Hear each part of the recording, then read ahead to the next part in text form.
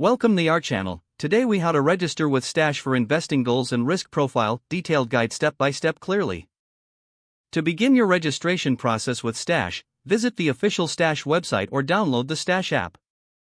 Once you're on the home page, look for the option to sign up or create an account. Click on this option to start the registration process. You will be prompted to enter your email address.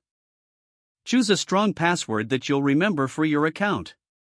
After entering your email and password, click on the Create Account or Continue button. You may need to verify your email address by checking your inbox for a confirmation email from Stash. Follow the link provided in the email to verify your account. Once verified, return to the Stash app or website. Next, you'll need to provide some personal information. This includes your full name, date of birth, and social security number. Stash requires these details to comply with regulatory requirements. Continue by entering your residential address. You may also be asked to provide your employment information. This helps Stash understand your financial background better. After entering your details, you'll be prompted to answer questions about your investing goals. Consider whether you are saving for retirement, a major purchase, or general wealth building. You'll also need to assess your risk tolerance.